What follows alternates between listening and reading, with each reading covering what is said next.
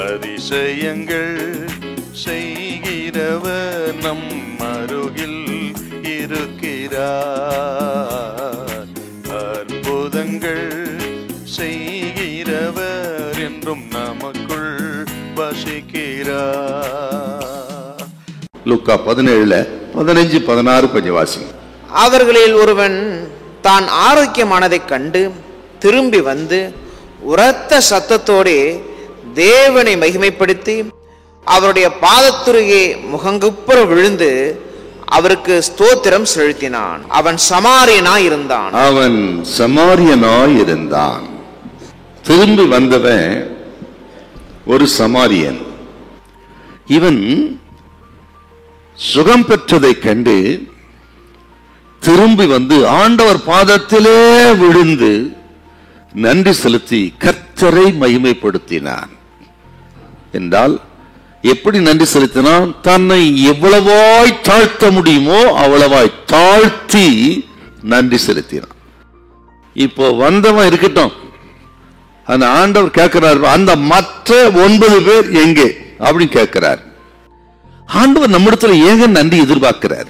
ஏன் நன்றி எதிர்பார்க்கிறார்னா, நாம் நன்றி செலுத்தும் பொழுது என்ன செய்கிறோம்?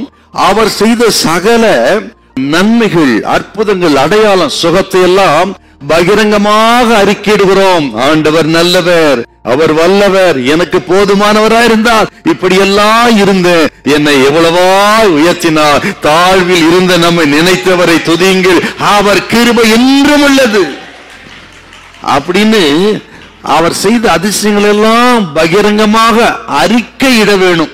அதுக்குத்தான் எதிர்பார்க்கிறாரு. ஆக நன்றிங்கிறது அடுத்தவருக்கு சொல்கிற ஒரு சுவிசேஷம். அதனால தான் எதிர்பார்க்கிறாங்க நம்ம இடத்துல.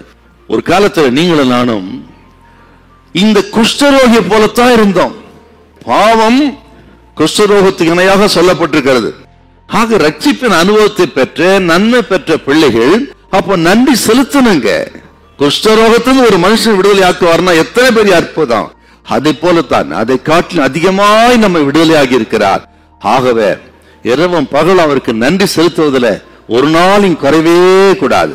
அவர் கொடுத்த சந்தோஷத்தினால், சமாதானத்தினால், ரட்சிப்பின் மகிழ்ச்சினால அவர் கோடான கோடி நன்றி செலுத்தணும். சில நேரங்களில் மனுஷர்கள் நாம் பெற்ற நன்மைக்கு நன்றி செலுத்த மாட்டாங்க.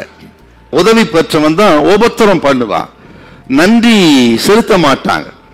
இப்போ மனம் நொந்து போயிரும். நம்ம ஏன் அனுமதிக்கிறார்னு கேட்டா, மனுஷன் யார், தேவன் யார் என்று நாம் அறிந்து கொள்வதற்காகத்தான் கர்த்தர் அனுமதிக்கிறாருங்க.